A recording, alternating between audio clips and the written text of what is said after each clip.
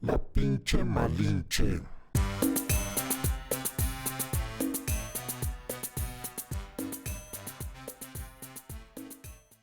El fútbol. La historia del fútbol es un triste viaje del placer al deber. A medida que el deporte se ha hecho industria, ha ido desterrando la belleza que nace de la alegría de jugar porque sí. En este mundo del fin de siglo, el fútbol profesional condena lo que es inútil, y es inútil lo que no es rentable. A nadie da de ganar esa locura que hace que el hombre sea niño por un rato, jugando como juega el niño con el globo y como juega el gato con el ovillo de lana, bailarín que danza con una pelota leve como el globo que se va al aire y el ovillo que rueda, jugando sin saber que juega, sin motivo y sin reloj y sin juez. Damas y caballeros, señoras y señores, hoy, como siempre, hay tema. Vamos a hablar. ¿De qué vamos a hablar, doctor? Del deporte rey, güey. Hoy nos vamos a explayar. Sí. Hoy vamos a dejar fluir esas rivalidades. Hoy vamos a hablar del fútbol, mi hermano. ¿Por qué se presta la ocasión? Porque hay mucho que decir. Y porque es el deporte del pueblo, ¿no? Empezar diciendo que, bueno, creo que nosotros, sobre todo como latinoamericanos, como mexicanos, el fútbol, dirían los argentinos, ha permeado nuestra vida, ¿no? Ya las cuestiones políticas y las cuestiones estéticas y la teoría dura y pura pues viene después. Las reflexiones profundas vienen después. Yo creo que el fútbol es el sueño, ¿no? Infancias, adolescencias y algunas adulteces que nos resistimos a dejar, ¿no? Pues hemos crecido y hemos creído en este deporte, ¿no? Y más que un deporte creo que es una religión, ya me dirán. Las implicaciones también ya me las dirán, pero para iniciar la discusión, pues a mí me gustaría, leímos y vamos a comentar un texto, ¿no? Que además el nombre está de huevos, güey, ¿no? El balón envenenado, ¿no? Un balón envenenado. Que podría ser cualquier balón, doctor, podría ser cualquier balón. ¿Y qué hay, no? Quisiera que antes de echar el chisme profundo, porque bueno, vamos a hablar del gol de Messi y de Argentina en la final de Qatar. En la final de Qatar. Vamos a hablar de las dictaduras tal vez, vamos a hablar de las izquierdas, de las derechas, de los autoritarismos, de las cuestiones filosóficas, ¿no? También vamos a hablar, oye, de Camus siendo portero en Argelia, mi hermano. Pero bueno, doctor, ¿qué hay que decir? ¿Por qué el balón está envenenado? Ay, ¿sí? Sí, sí, sí. Ok, bueno. Bueno, quisiera yo partir y de retomar la cuestión del el tema de la literatura menor, en el sentido de que quizás lo que tiene las implicaciones existencialistas que tiene el fútbol, digamos, para la vida humana, desde mi punto de vista, es el único deporte que tiene, o de los pocos deportes, que tiene un balance bastante equilibrado entre lo colectivo y lo individual. Me explico, o sea, el fútbol americano es un deporte donde sí brilla gente, no vamos a decir que no, pero cuando se piensa en fútbol americano, se piensa en un deporte que es realmente colectivo, o sea, hay figuras, ¿no? Y todo recae sobre el quarterback, o en el béisbol recae sobre el pitcher, pero es un deporte de extrema colectividad, o sea, todo tiene que estar súper coordinado en el americano, en el béisbol, o sea, todos juegan en una cuestión de equipo completamente. Y el fútbol creo que tiene un balance perfecto entre lo colectivo y lo individual, ¿no? Como el básquet.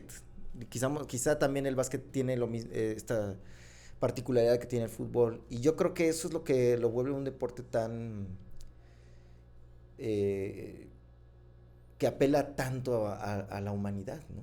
donde yo puedo estar con una pelota, jugando todo el día con mi pelota, y después voy a estar jugando con los amigos, ¿no?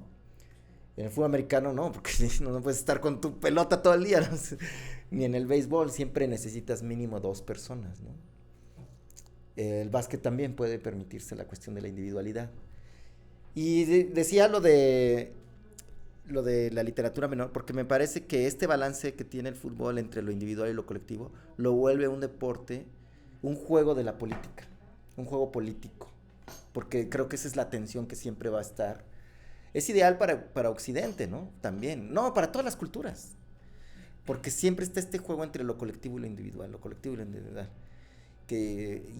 Y eso creo que es lo que apela tanto a nosotros. Decía un alumno mío, fan del Cruz Azul, que yo también no soy fan bueno, sí soy fan del Cruz Azul, pero bueno, nunca gana. Y que las personas que no, bueno, él tenía la impresión de que las personas que no valoraban o se entregaban de una manera o el fútbol es porque nunca habían jugado, ¿no? Y yo creo que ahí también es un elemento que me parece sumamente importante. Si bien Galeano y algunos de los autores mencionados aquí, Galeano siempre fue más un espectador que un jugador, aunque sí intentó jugar, pero él mismo relata en su libro que que nunca brilló, ¿no? Pues aparte en Uruguay, pues más difícil, ¿no? Porque ahí la competencia es dura. Pero desde mi experiencia, ¿no? A mí la pelota me cambió la vida, o sea, sí es algo que no es lo mismo ser espectador que jugador, o sea, y yo creo que como jugador valoro mucho más todas estas cuestiones de la política del fútbol. Rápidamente para ya dar compartir el micrófono. En el equipo donde estamos ahorita, Benja y yo, hay ciertas tensiones entre algunos jugadores y uno tiene que gestionar esas tensiones por el bien colectivo. Entonces siempre está metiéndose la política, la política es, decía, creo que era Hannah Arendt, ¿no? El arte de la discusión, ¿no? De los opuestos, ¿no? Y todo el tiempo está esta cuestión. Cuando estaba yo en los Cancha Lovers, igualmente había tensiones entre 2 jugadores y había que gestionar las emociones. Es un deporte de mucha gestión emocional. ¿Por qué? Porque no es un deporte solamente colectivo, porque ahí cuentan mucho también las individualidades. O sea, en el fútbol americano, si el quarterback es arrogante, por ejemplo, los demás, todos los linieros, no lo protegen y le llegan de a golpes. Eso ha pasado miles de veces en el fútbol colegial. Entonces, aquí no puede pasar eso, ¿no? Aquí Messi toma la pelota y puede, digamos, bailotear con ella, brillar individualmente y va a beneficiar efectivamente a lo colectivo. Pero quisiera eso, o sea, es lo que me parece a mí, esa parte fundamental de esa tensión entre lo individual y lo colectivo es lo que me parece que es muy importante en el fútbol y que yo no lo he vivido en otros deportes, ¿no? Como experiencia, desde mi punto de vista. Pero bueno, no sé qué piensas. Sí, yo tengo. Pues bueno, a ver. Fútbol es un tema, contradictorio para mí. Porque bueno, como mencionabas, pues empezar diciendo que el fútbol pues es una pasión, ¿no? Es algo de las entrañas, ¿no? Para bien o para mal. En mi caso, el fútbol me desagrada, no me gusta, pero sí reconozco que hay una dimensión enorme de otras situaciones, más allá de mi agrado personal por mi historia de vida. Bueno, confieso que mi familia siempre fue una familia que estaba abocada justamente al fútbol americano, ¿no? El deporte familiar del fútbol americano, jugué fútbol americano mucho tiempo y una forma que se manejaba ahí en el fútbol americano para distinguirse de otro tipo de deportes es utilizar el fútbol como el referente negativo, ¿no? A decir, bueno, nosotros jugamos fútbol americano, los que juegan fútbol están por allá, ¿no? Una especie de, digamos, elitismo, también una especie de sentimiento aristocrático, porque se decía que el fútbol era un deporte de vagos, un deporte que cualquiera podía jugar. Mientras que el fútbol americano implicaba disciplina, implicaba mentalidad, implicaba estrategia, cosa que el fútbol no, para la visión de quien juega fútbol americano lo deja, ¿no? Entonces, también pensando de que, pues, en esta idea de que no cualquiera puede jugar fútbol americano, pensando también en esta idea del fútbol llanero, ¿no? Así que el domingo vas, juegas, pues hay medio que tocas el balón y después la cerveza, ¿no? Entonces era una idea como muy mal vista y decían, no, pues tú eres jugador de fútbol americano del lunes a domingo, ¿no? O sea, no puedes hacer ese tipo de cosas.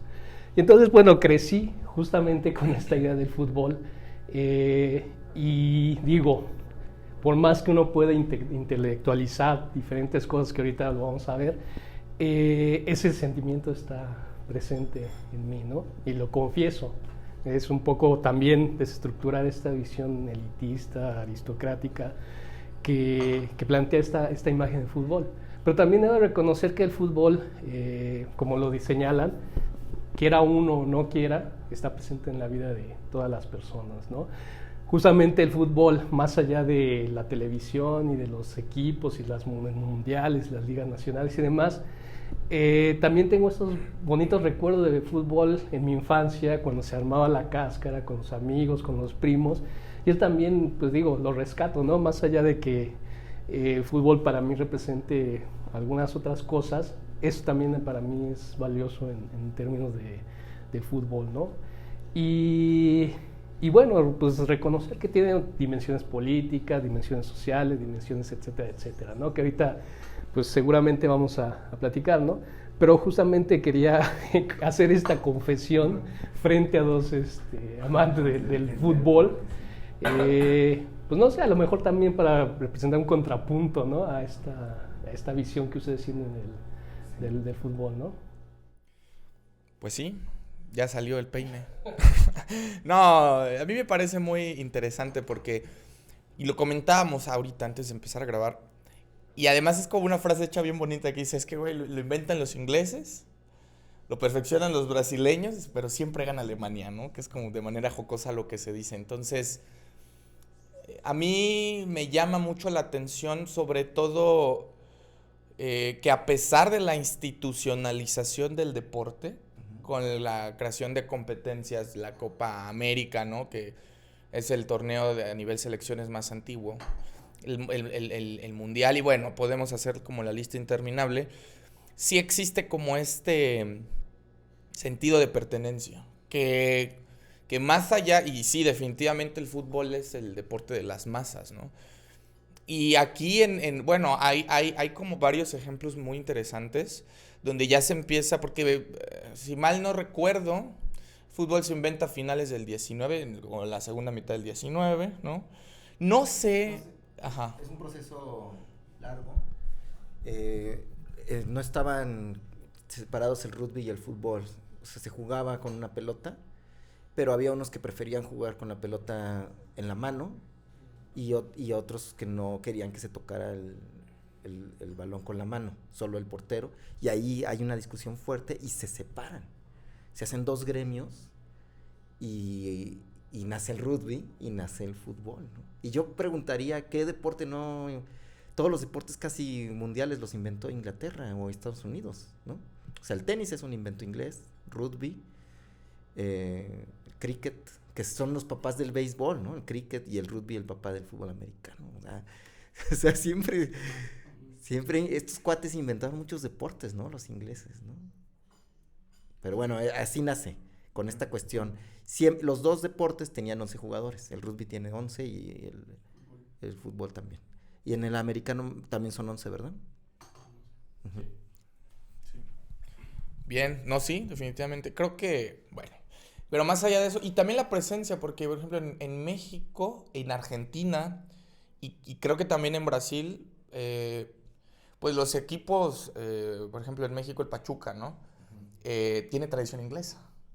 Es decir, el equipo como tal que empieza a consolidarse viene a raíz del gremio de ingleses que se asientan en Pachuca, ¿no? Sí. Y lo mismo sucede, en Argentina tiene toda una tradición también ahí muy interesante. Y aquí lo importante también es como el nivel de apropiación, ¿no? Porque además, paralelo al fútbol, que también hay que decirlo, yo estoy muy de acuerdo, no es lo mismo jugarlo que verlo, pero hay que reconocer que la hinchada es una parte fundamental de toda la mística, ¿no? Yo no sé si era Juan Villoro el que decía, que se me hace también muy bonito, muy, muy romántico, ¿no? Decía, es que el comentarista de fútbol podría ser el Rapsoda moderno, güey, ¿no? O sea, El del radio, de la radio. el de la radio, no, claro, pero el O el Bermúdez, ¿no? Sí. Son los Rapsodas. Ajá, o sea, entonces ya no está, o sea, hay una mitologización, porque es totalmente la jornada del héroe, es pues una serie de avatares, porque está el villano, ¿no? Porque o sea, siempre hay, el árbitro es el villano, o el que, ¿no? O el defensa que deja pasar el gol es el villano. Entonces, si hay una cuestión, una mística. Ahora, y creo que aquí Irving es muy, muy puntual y me gusta mucho como la visión que tiene. Roberto también, pero bueno, Beto dice que nosotros somos cachiboleros. No, es cierto. Yo no dije Nada, es para meterle rating, papi, para meterle rating. Pero también es interesante cómo los nacionalsocialismos, por ejemplo, se van apropiando de la popularidad del fútbol. Que en el libro hay ejemplos bien interesantes, ¿no? Irving, no sé, ¿cómo funciona la derecha, la izquierda dentro de...? Porque hay ejemplos importantes, pero me gustaría, bueno, tú que además tienes la experiencia de vida un poco, ¿cómo funciona? ¿Cómo es que se apropian los regímenes del fútbol? Sí. Creo que esa es la parte por la que mucha gente... Bueno, yo viví en Monterrey y el fútbol no era hasta hace poco un deporte de la ciudad, ¿no? El deporte de la ciudad era el béisbol, los Sultanes de Nuevo León. Cuando yo llegué empezaba Televisa empezó a decir, la mejor afición es la de Monterrey, la mejor afición es... O sea, y no había afición, o sea, decir que la mejor afición es la de Monterrey fue una estrategia para introducir el fútbol en una sociedad que está profundamente alienada como la regiomontana. El fútbol tiene este aspecto súper peligroso de la hinchada, que es el de la camiseta, que llega a lugares como de fanatismo, porque sí, efectivamente, tiene una parte súper mágica el fútbol, súper mágica, que yo no sé si tengan otros deportes, y que es tiene esta aura como que como no hay estrategia, o sea, realmente no es, salvo la naranja mecánica en los 70, perdón, o el tiki-taka de Barcelona, realmente el fútbol tiene esta magia de que a veces funcionan las cosas y fluyen como, sí, este aspecto de improvisación.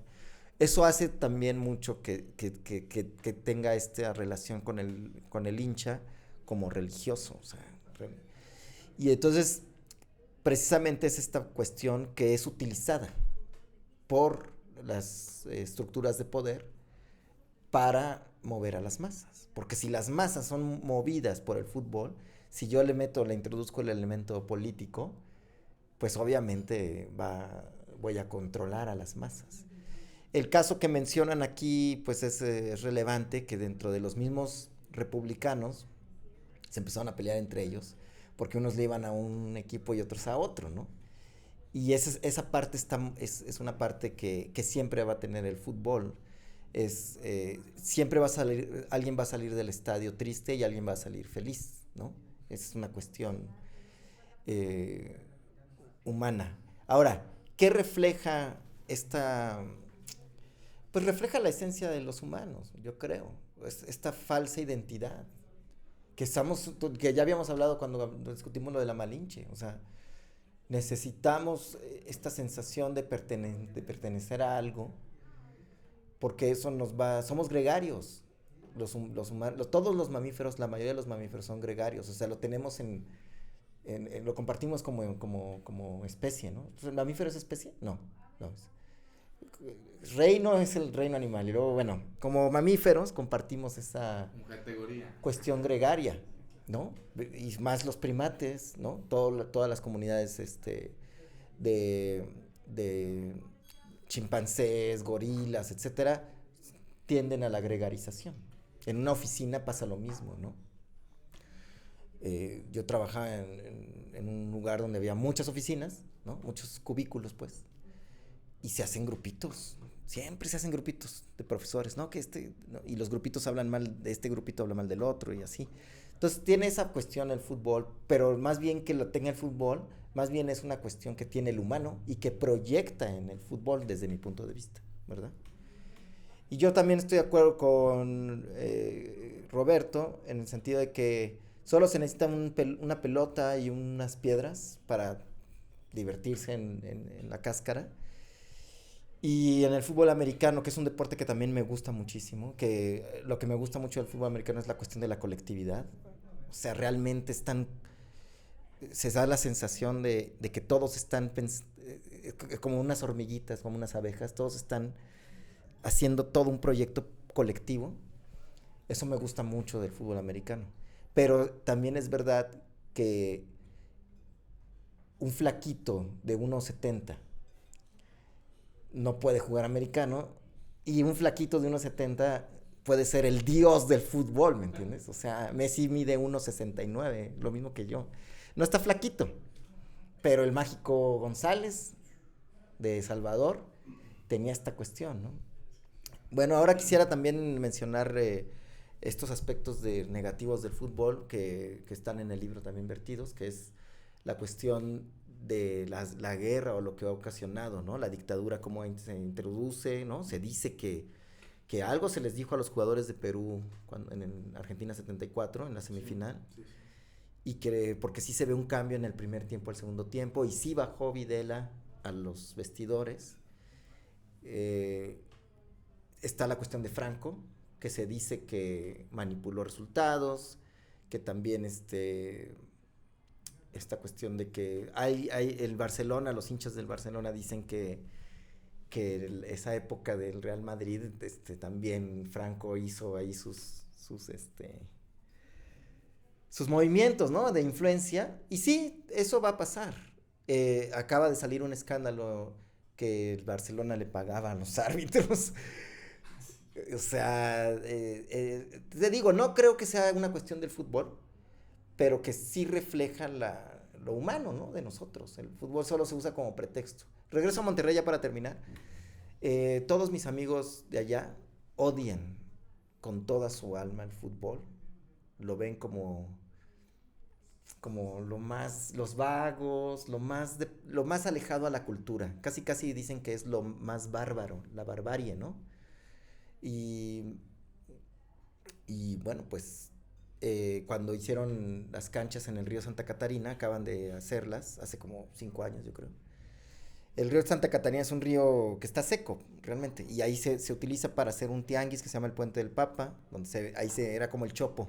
Se encontrabas acá música súper chida, porque antes no había pues todo lo que hay ahora. Antes eran cassettes y luego fueron CDs, pero imagínate que cómo vamos a conocer a una banda de Inglaterra desconocida, indie, pues era ahí, ¿no? Entonces en el río Santa Catarina, seco, pusieron unas canchas de fútbol, y todos mis amigos dijeron que era lo peor, porque iban a arruinar, si ya Monterrey de por sí es bárbaro, ¿no? A sus ojos, que iba a ser peor, ¿no? Y a mí me gustaría discutir también ese tema de lo bárbaro en el fútbol, o sea, ¿por qué hay gente que dice que el fútbol nos aleja de lo civilizado, ¿no? Habría que también pensar eso.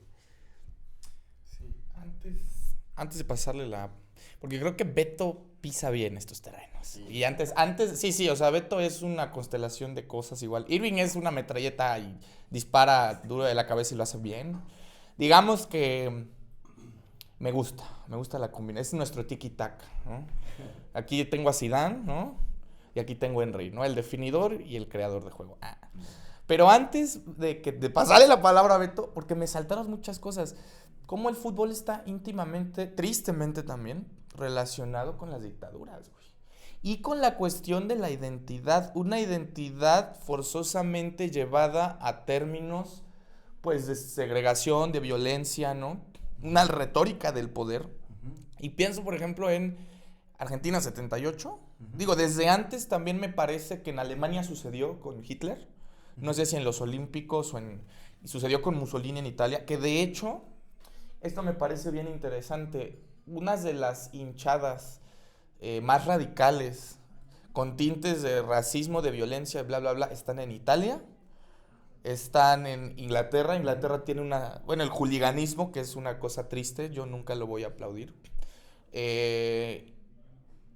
Me parece paradójico que los mismos países en los cuales la tradición del fútbol es más fuerte en Europa son también los mismos países donde los grupos radicales han cobrado mucho auge, ¿no? Y ya ni hablemos, por ejemplo, de Europa del Este, ¿no? O hacia arriba. Pero bueno, Beto, que esto me gustaría que lo pensáramos aquí. ¿Por qué esa cuestión de la identidad como mal o bien entendida? Que también creo que nos ha faltado hablar de episodios importantísimos, que es, fíjate, Argentina ha estado presente en varios. El Mundial del 86, güey. Que es importante, primero, por la cuestión histórica de la Guerra de las Malvinas. Que ver a Maradona metiendo la mano de Dios, o este gol con la mano de Dios, es importante y muy simbólico, porque Argentina pierde las Malvinas. En el 82. Exactamente. Y es lo que inicia el declive de la dictadura, ¿no? Esa derrota. Exacto. Entonces, y otros episodios que son quizá menos.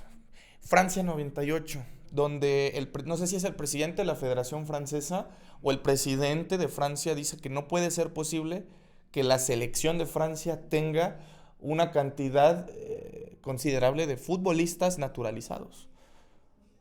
Que esas declaraciones también son bien brutales. Es decir, ¿cómo es posible que no haya un seleccionado francés blanco? Que es el seleccionado francés que gana el Mundial. Y más para acá. El de Rusia. Pero claro. O sea, más afro. Sí, pero claro, pero que en el 98 salgan a decirlos, ¿no? Que cómo es posible que haya una Francia, ¿no? Multiétnica. Entonces, Beto, ¿cómo entendemos estos fenómenos desde tu perspectiva?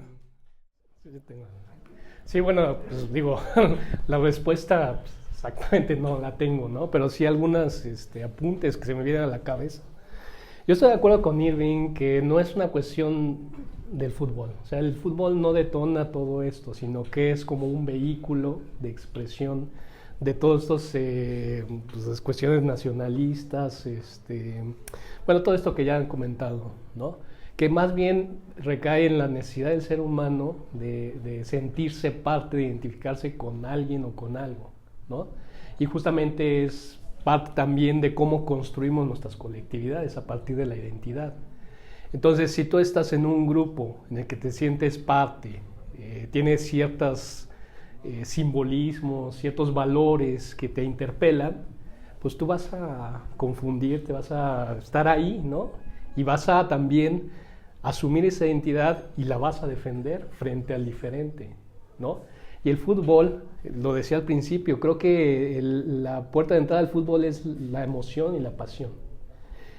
Y eso se vuelve peligroso porque una de las formas más, digamos, más directas, a partir de las cuales se puede ejercer poder sobre un ser humano, es a partir de las pasiones y las emociones. Y entonces el fútbol combina esa parte de la emoción con la cuestión de la identidad. Entonces se vuelve, digo, insisto, no es una esencia del fútbol, sino es cómo ha sido utilizado el fútbol para generar estas identificaciones, estas identidades, ese sentido de pertenencia y que han desembocado en todo este tipo de cosas que ya mencionan, ¿no? Ahorita para agregar, yo trabajé hace tiempo una investigación sobre el genocidio en Bosnia a finales de los 90 y una de las cosas interesantes que encontré es que de los grupos, digamos, más radicales, más agresivos y más violentos que se utilizaron, que se volvieron paramilitares para asesinar a estos bosnios musulmanes, eran de estos grupos, hooligan, la hinchada, la barra, etcétera, pero justamente a partir de ese sentido de pertenencia y de nacionalismo que se puede generar a partir de la manipulación de discursos, de símbolos y demás. Entonces creo que justamente se vuelve peligroso el fútbol en ese sentido, ¿no? Más allá de que pues, el fútbol es una expresión cultural a final de cuentas que sublima o puede sublimar muchos aspectos negativos como conflictos, bueno, lo decían, ¿no? O sea, sin necesidad de pues, agarrarnos a trancazos, pues vamos a jugar fútbol y se sublima pues esos rencores, estas emociones negativas, y que también por otro lado pues también puede generar sentimientos de pertenencia pues, en forma positiva, ¿no? Pero insisto, no es algo del fútbol, pasa en todos los deportes, pensemos en las Olimpiadas, ¿no? La cuestión del nacionalismo que ahí está de fondo, en los mundiales, ¿no? O sea, aplaudimos a personas que realmente tal vez no tienen nada que ver con nosotros, pero las asumimos como parte de nosotros, justamente por este constructo identitario que representa el nacionalismo, ¿no?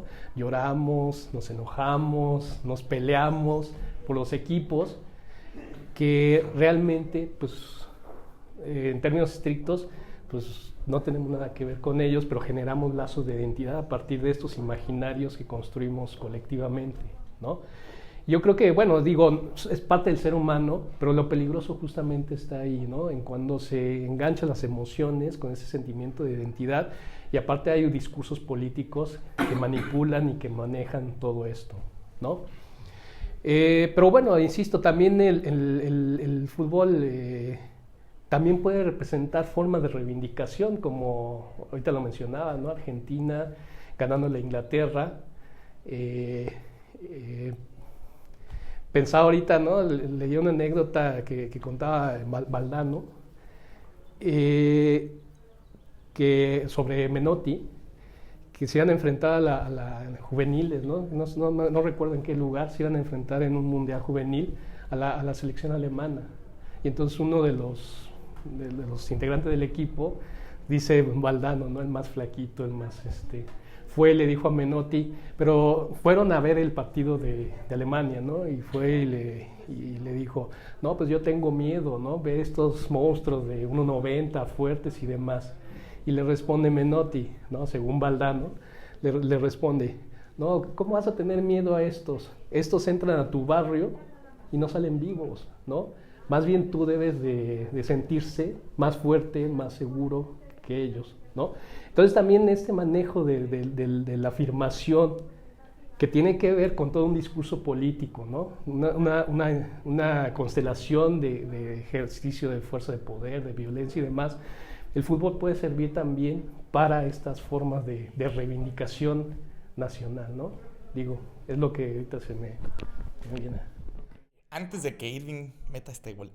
No, vamos a hablar de cosas bonitas, porque algo también que creo que en todos los deportes, pero en el fútbol es significativo. Estaba pensando, Irving, Beto, en el Mundial de Qatar y en la eliminación de España contra Marruecos, se acordarán. O sea, creo que hay una opinión muy dividida, ya me dirás, donde, por ejemplo, el fútbol o es reivindicado, como dice Beto, o es... Que esto me da mucha tristeza porque yo soy pro Borges. O sea, este señor, el tira tierra Borges, lo vamos a censurar. Ya es el último episodio que está con nosotros porque no lo puedo permitir. No, pero es muy triste.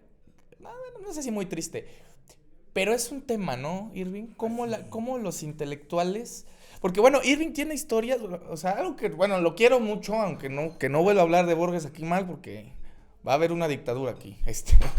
No, ¿cómo los intelectuales abordan el fútbol? Sí. Quisiera que nos dieras ese recorrido porque me parece puntual. Sí, quizás es el fútbol al que se refieren normalmente como con este este grado de peyorativo, y se ha utilizado para minimizar o burlarse pues de la gente como ignorante. Y Borges fue uno de ellos, ¿no?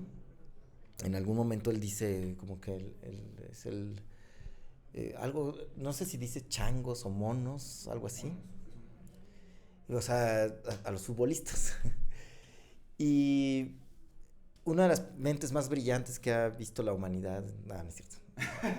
Pero una mente para mí no tiene nada que ver que te guste el fútbol con que si eres inteligente o no, ¿sabes? O intelectual o no. O sea, Heidegger, una persona que también era un poco clasista o aristócrata en el sentido del conocimiento, pues no podía evitar ir a ver a su equipo Alemania en el mundial, no me acuerdo qué mundial fue, a casa de su vecino, ¿no? O sea, sí realmente se deja llevar por la pasión.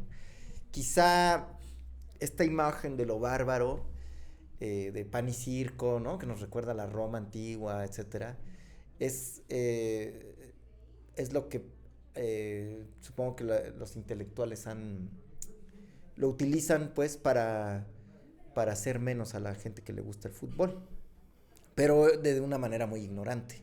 Esa es la realidad. Porque no tiene que ver ni con clases ni con nivel de inteligencia. O sea, hay gente muy inteligente que le gusta el fútbol y hay gente, bueno, también aquí le llamamos inteligencia, ¿no? O sea, pero vamos, no es, el fútbol en ciertos grupos de la academia y los aristócratas sí se le señala como un deporte de gente ignorante, ¿verdad? De masas. Y cuando digo masas, me refiero a como lo decían los primeros de Tocqueville y todos ellos, como algo negativo, ¿entienden? O sea, como algo... Entonces, bueno, esa es una cuestión triste, ¿no? Que sí también señalar del fútbol, de cómo se ha utilizado como para distinguir lo civilizado de lo bárbaro. Y de lo reivindicativo también recomiendo este documental de Prime Video, no sé cómo se llama el documental, es algo del fútbol, ¿no?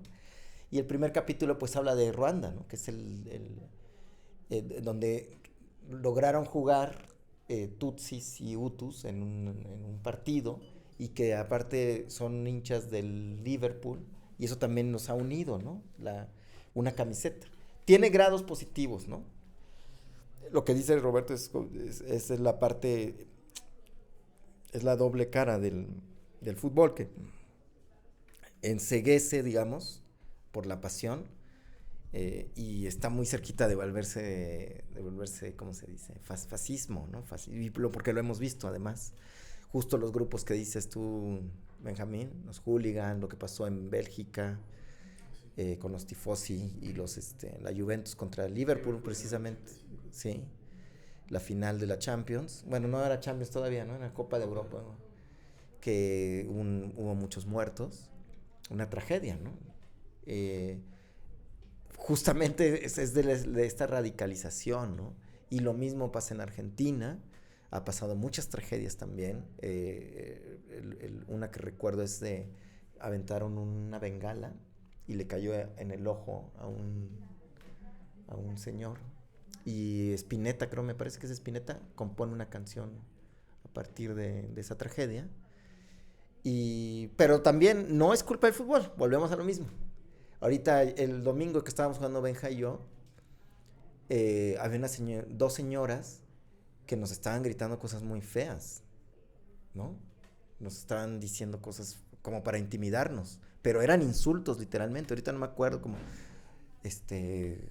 no sé qué dijeron, pero sí fueron insultos, ¿no? Y no, eso no está padre. También el tema, yo no creo que cuando le dicen a Vinicius le avientan plátanos o se burlan de él porque es negro o africano, yo no creo que esté detrás el racismo ahí, fíjense. Creo que es más bien una cuestión de que es el equipo contrario y quieren pegarle donde más le duele, ¿no? ¿Quién sabe, verdad? Ya les vi la cara que tal vez sí el racismo pero es que el racismo no lo trae el fútbol, sino que ya sí, cierto, son sociedades racistas, es verdad. Retiro lo dicho. Sí. Al fin tú lo vas a editar, ¿no? No, sí. No voy a cortarlo, pero muchas veces les digo, sí son insultos racistas, obviamente, pero ellos también en su propio equipo tienen gente de origen africano, bueno, afrodescendientes, o ni siquiera ya sé cómo decir, negros, pues, que también juegan en su equipo y, bueno, a ellos no les gritan, ¿no? Entonces, no sé, también el grito de puto en el fútbol mexicano no lo veo tampoco homofóbico, la verdad, no sé qué piensen de eso, pero no me parece que vaya por ahí, ¿no? Pero bueno, no son cosas que están en el fútbol, ¿no? La hinchada y la falta de respeto que vivimos. Les digo, el domingo nos estuvieron gritando cosas feas, 2 señoras. Y sí te molesta, ¿no? O sea, que te estén insultando, que te digan, no me acuerdo qué me dijeron. Algo así súper feo, ¿no? Pero no, ahorita no me acuerdo, pero yo era el portero, yo estaba al lado de ellas. Y no sé si tú escuchaste, pero sí fue fuerte, güey. Y con burlas de estilo misógino, o sea, de homofóbicas, ese tipo de burlas, eran las que me estaban haciendo. Pero bueno, ya no sé qué decir. Sí, yo creo que aquí la cuestión que rescato, y que creo que también hay que poner en la mesa es, o más bien que hay que mencionar también es cómo se puede construir una figura idealizada de los héroes, pero también una figura idealizada de los villanos, ¿no? Porque los tifosi, por ejemplo, en Italia, yo recuerdo mucho el caso de un futbolista que era extraordinario en los 90s, que era Paolo Di Canio, ¿no? Que él, no fue Pirlo, ¿verdad? Pero era un futbolista, por ejemplo, que jugaba en la Premier League y que tenía como cierto renombre, cierta autoridad. Y él abiertamente, por ejemplo, patrocinaba, auspiciaba grupos de radicales, de italianos, de hooligans, para que fueran a cubrir los partidos en las giras europeas. Entonces, eso me parece interesante. Por ejemplo, hay otros casos. Uno muy sonado es el de Riquelme, que Riquelme es una institución en Argentina. Juan Román es un ícono de la selección, un ícono de Boca, un gran jugador. Y, por ejemplo, él hace todo lo contrario, ¿no? Él dice, yo no saludo ni de mano a los hinchas radicales de La Bombonera, ¿no? Porque me parece que desprestigian el nombre de la institución. Entonces, hay estos matices, ¿no? Sí. Y también hay que hablar de eso. También, volviendo un poco al tema de cómo el fútbol, aún en contra de ciertas voluntades colectivas, sí se ha democratizado, ¿no? Yo creo que cuando no se puede ganar en la vida, se gana en la cancha.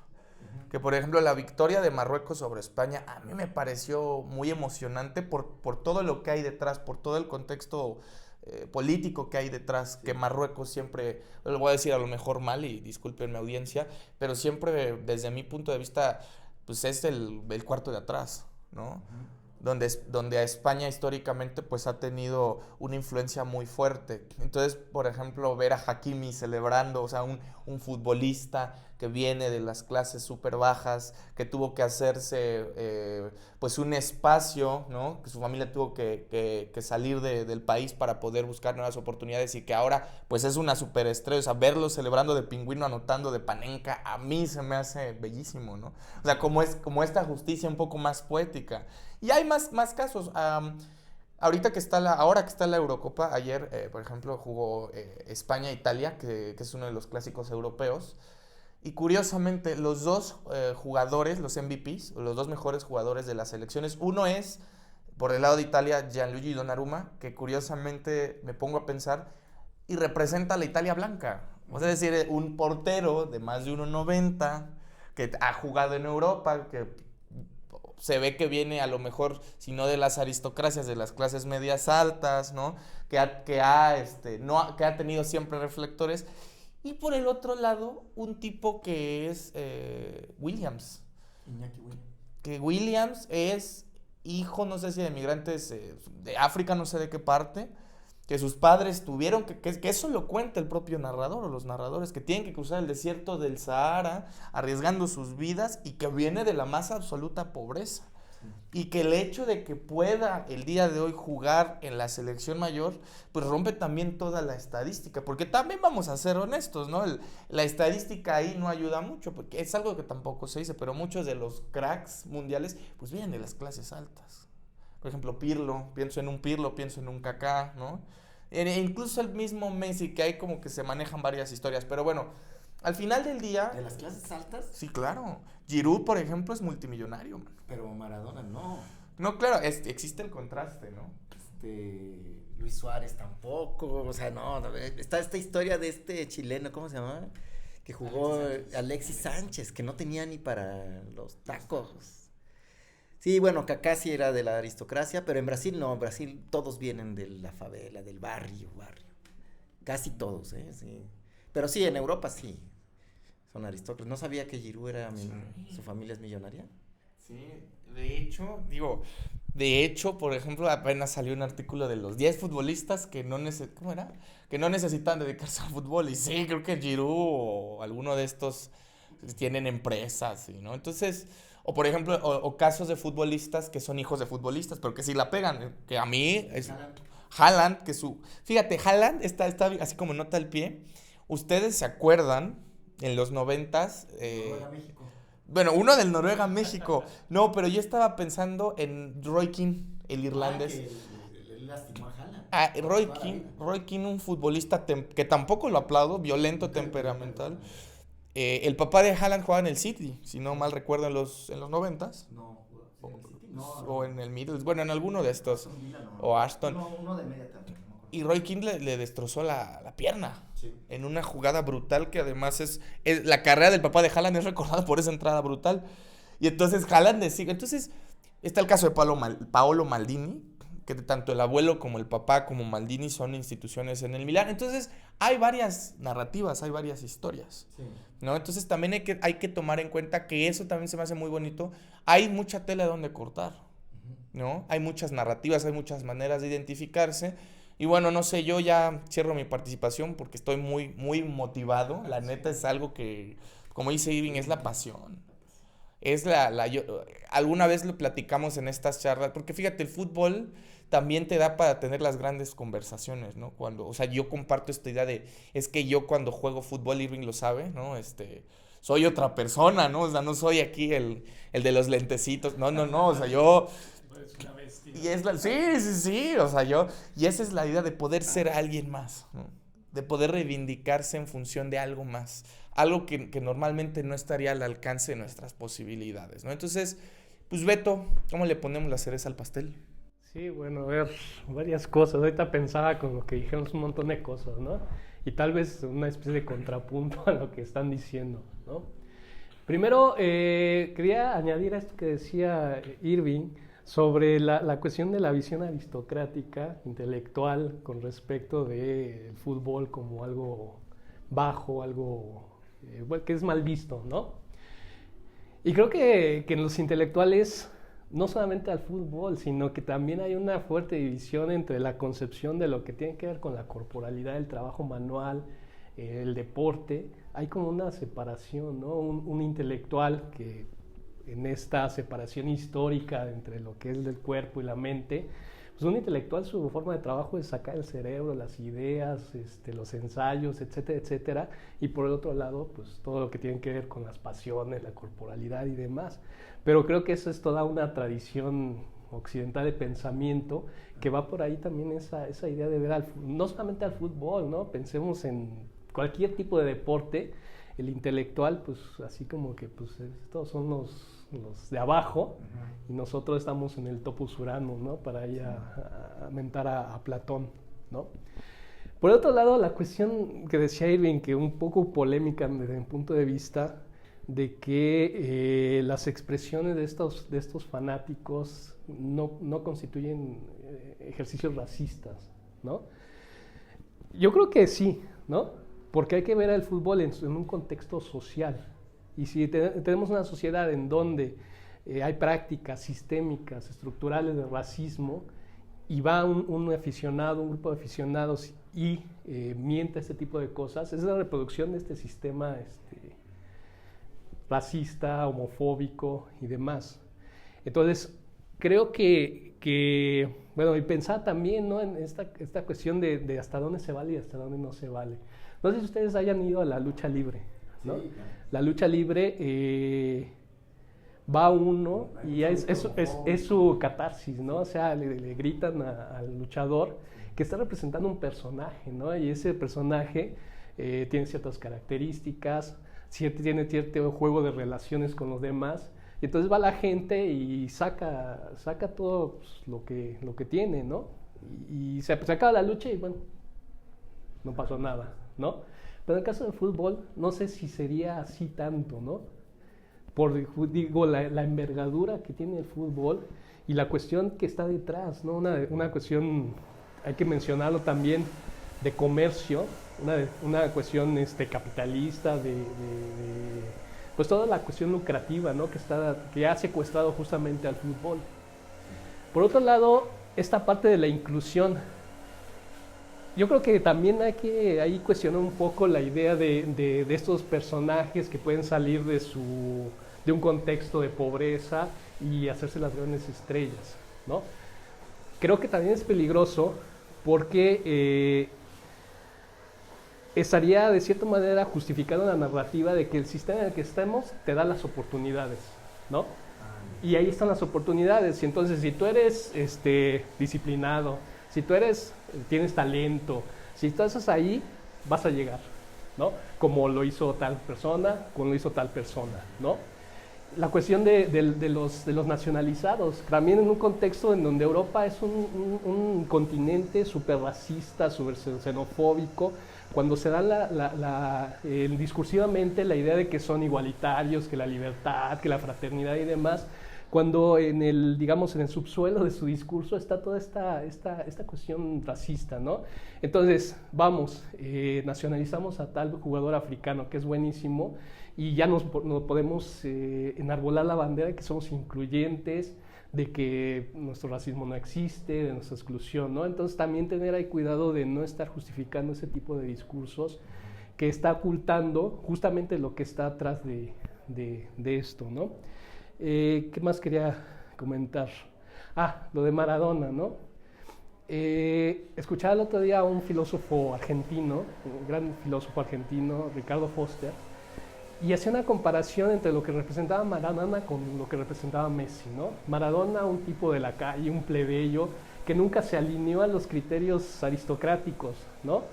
Es decir, fue un nuevo rico, ¿no? Así como la caricatura que tenemos, ¿no? Tiene dinero, pues gastas en lo que sea, ¿no? Y cosas absurdas. Pero eso era su personalidad. Y representaba, decía este filósofo, pues que es el plebeyismo llevado a la altura del fútbol. Ajá. Y hacía justamente una comparación, ¿no? De cómo Maradona nunca dejó de ser Maradona. Y eso, pues no podía, digamos, el fútbol no lo podía como conceptualizar en los términos del fútbol comercial, aristocrático y demás, ¿no? O sea, siempre fue como la piedrita ahí en el zapato, pero pues era Maradona, ¿no? Y podía hacer lo que quiera. Entonces siempre costó, digamos, al fútbol digerir la figura de Maradona. Y bueno, termina su carrera, si no mal recuerdo, en Argentina, ¿no? En algún equipo argentino. Y a diferencia de Messi, ¿no? Messi, pues es un jugador que, como ahorita lo discutían, pues está ahí como la leyenda de dónde viene, etcétera. Pero lo que decía es que Messi es un jugador, digamos, que se ha alineado y adaptado al contexto que representa el fútbol, ¿no? Una gran diferencia. Y él decía, bueno, pensando en Argentina, en este contexto que tenemos, donde hay una ultraderecha gobernando, donde más de la población la apoya, pues todo ese clasismo, racismo, y este imaginario de Miami como el lugar donde uno tendría que estar, que querría estar, ¿no? Y entonces va Messi y va a Miami, ¿no? Y eso, se preguntaba él, pues ¿eso qué representa? Representa cómo el fútbol ha sido también mercantilizado y moldeado a sus figuras para ser referentes y crear toda una serie de imaginarios, de deseos, de emociones que uno tiene que aspirar para ser, ¿no? Entonces, Bueno, eso era lo que pensaba ahorita que ustedes planteaban esto, ¿no? Estas cuestiones que parece que habría también que pensar, ¿no? No nada más el fútbol como lo bonito, la tierra de las oportunidades, las grandes estrellas. E insisto, también esto pasa con todo lado, ¿no? Como también los países europeos también siempre andan buscando, ¿no? Estrellas. Estados Unidos, ¿no? Como es un gran comercio, ¿no? De personas, de cómo los jala a sus deportes profesionales, ¿no? Pensar en el básquetbol, el ejemplo de estos jugadores de origen africano, ¿no? Que creo que están nacionalizados griegos, que los jala y pues hace una película, ¿no? De cómo eran pobres y demás, y después tienen la gran oportunidad, ¿no? Exactamente, ¿no? Entonces, pues es medio perverso también el discurso que nos manejan de la inclusión, ¿no? Y hay que tener en cuenta también este tipo de cosas. Sí. Irving. Sí. Bueno, ya también para terminar, pues a mí es lo que también no me gusta mucho. Yo estoy empezando a ver fútbol femenil porque siento que ahí todavía no está todos estos intereses vertidos y se siente más auténtico, la verdad, ahorita. Ya sí fui muy fan o soy fan del Barcelona porque mi equipo era la Naranja Mecánica y pues el Barcelona imitó eso, entonces es por eso que le fui ahí. Pero ahora más bien trato de disfrutar el fútbol local, ¿no? Como una especie de... El fútbol, la industria del fútbol ya es falsa para mi punto de vista, hay mucho interés, ya no tiene esta parte de la que habla Galeano, ¿no? Todo eso ya se ha perdido, creo yo. Pero en el fútbol local te juntas con tus cuates y empiezas a hablar del partido de no sé quién, que ya vienen los de Real Zapata se juntaron con los Tlachinteros y ya son un super equipo a vencer, la última vez nos metieron 8, entonces se vuelve una discusión. Doña Reina, que vive en la calle del Olvido, allá en Tepoztlán, se sabe todo, las estadísticas de todos, o sea, sabe quién es el pro, ¿no? O sea, ubica todos, y sí hace falta regresar al fútbol local, ¿no? De tu barrio, de tu colonia, porque yo creo que ahí está lo auténtico, los valores que yo realmente admiro del fútbol, ya no en Messi, ya no en este lugar, en las catedrales del fútbol, ¿no? Sino en las pequeñas capillas. Y bueno, ya sería todo, gracias. Sí, igual, nada más para cerrar, creo que sí. Yo rescato la idea de comunidad, ¿no? O sea, buscar porque claro, nosotros ya treintones y para arriba, o sea, ya futbolistas profesionales pues ya no vamos a hacer, ¿verdad? Entonces, creo que también es algo, Irving dijo algo muy, muy valioso también, es como rescatar la idea de la comunidad. O sea, que no vamos a hacer Messi, ¿no? Y tampoco vamos a hacer negocio con este asunto, más bien es que el fútbol pueda ser un espacio donde quepamos todos, ¿no? Que yo quiero comentar nada más que a mí se me hace, ahorita estamos jugando en una liga súper competitiva, pero también muy local, ¿no? Sí. Donde que es en Tepoztlán, que es, para mí es que he jugado en N cantidad de ligas amateur, es una liga que a mí me impresiona mucho porque la gente hace comunidad. Sí. Y cuida, o sea, hay una sensación sí de pertenencia, pero donde ves que o sea, que no son equipos, somos comunidades.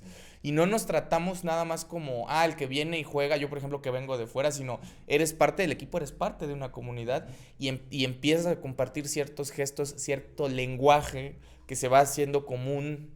Entonces yo creo que eso es lo valioso del fútbol. Para mí el día de hoy es retomar la idea de que eso me parece también muy bonito y que en el texto de Un balón envenenado lo llega a decir, que se borra un poco el yo, ¿no? O sea, se borra un poco el yo para construir lo que será esta colectividad que se mueve como un ente, con sus mecanismos, con sus fuerzas, con su propósito en común, que es pues ganar un partido, o sea, no lo sé. Entonces, yo rescato esa idea que sí, creo que mi esperanza es que en algún momento, pues por ejemplo en las academias más jóvenes, ¿no? Sobre todo con los chicos que ahora están aspirando a jugar de manera profesional o no, pueda seguir perpetrándose la idea de la comunidad que también se ha perdido, ¿no? En la praxis, no lo sé.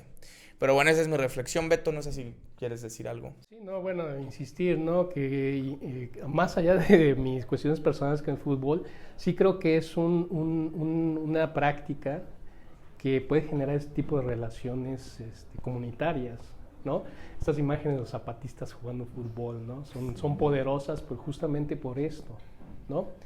Y también un poco de tener cuidado con estos imaginarios, ¿no? Estas grandes identidades que se generan a partir de imaginarios, ¿no? Las selecciones nacionales, los equipos profesionales y demás. Digo, pues está bien tener un equipo preferido, irle a cierto equipo, pero pues tampoco pues caer del otro lado, ¿no? Este tipo de fanatismos que se vuelven muy peligrosos por esto que hemos estado platicando, ¿no?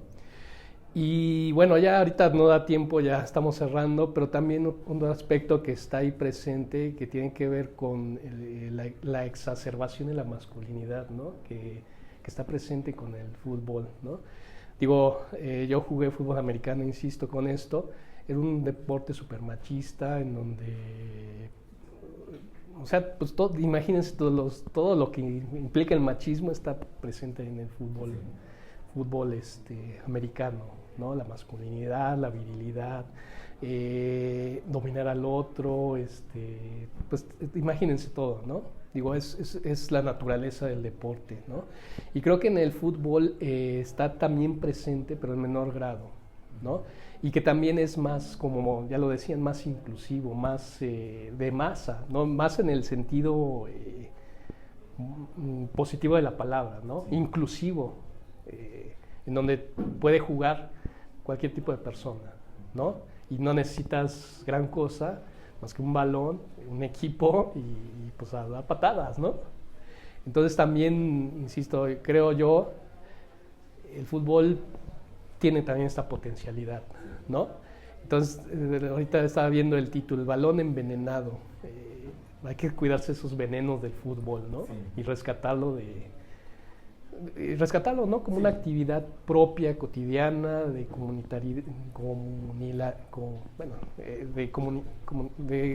de grupo, ¿no? Sí. Una actividad lúdica, una actividad, pues lo que es, ¿no? Sí. Una actividad deportiva, ¿no? Irving, ¿quieres decir algo más? Pues bueno, ha sido uno de mis favoritos, se ha dicho demasiado y creo que podría decirse más. Como siempre, agradecer a Cafetería Maca que nos presta el espacio aquí en Cuernavaca, Morelos. Agradecerles a ustedes que, pues bueno, se han tomado el tiempo de estar en este proyecto. Ahora sí que ustedes son parte importante de este proyecto. Y pues ver qué más sucede, doctor, ¿no? Ver qué más sucede. Repensar. Creo que a mí me satisface mucho estar con estos dos gigantes porque podemos abordar los temas que están como ahí en el aire, quizá desde otra perspectiva, desde otra arista. Entonces no me queda más que agradecer y esperar qué es lo que sucede en el siguiente episodio. Estamos por cerrar temporada, sí. La primera, lo cual es un logro porque, bueno, no nos dedicamos de lleno a esto, ¿verdad? Tenemos otras actividades ahí entre la academia, las clases y la vida familiar. Pero nada, gracias audiencia, un abrazo fuerte a todos y nos vemos en el siguiente episodio donde ya por fin cerramos la primera temporada. Abrazo fuerte. La pinche Malinche.